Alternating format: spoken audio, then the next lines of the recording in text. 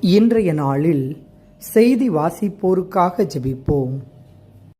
அன்பின் இறைவா, நாட்டில் நடக்கின்ற நிகழ்வுகளையெல்லாம் செய்தியாக கொண்டு வந்து சேர்க்கின்ற பணியில் இருக்கிற அனைவரையும் உமது பாதம் அர்ப்பணிக்கின்றோம்.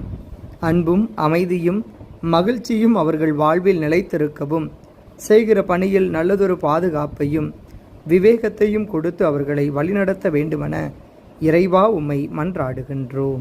விண்ணுலகில் இருக்கின்ற எங்கள் தந்தையே, உமது பெயர் தூயதென போற்றப் பெறுக. உமது ஆட்சி வருக. உமது திருவுள்ளம் விண்ணுலகில் நிறைவேறுவது போல மண்ணுலகிலும் நிறைவேறுக. எங்கள் அன்றாட உணவை இன்று எங்களுக்கு தாரும். எங்களுக்கு எதிராக குற்றம் செய்தோரை நாங்கள் மன்னிப்பது போல எங்கள் குற்றங்களை மன்னியும். எங்களை சோதனைக்கு உட்படுத்தாதேயும், தீமையிலிருந்து எங்களை விடுவித்தருளும். ஆமேன்.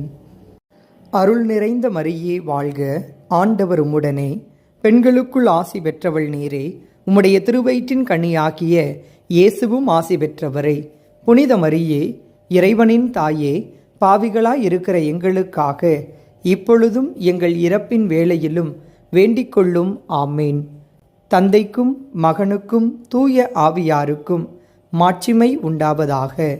தொடக்கத்தில் இருந்தது போல இப்பொழுதும் எப்பொழுதும் என்றென்றும் இருப்பதாக. ஆமேன். தந்தை, மகன், தூய ஆவியின் பெயராலே. ஆமேன்.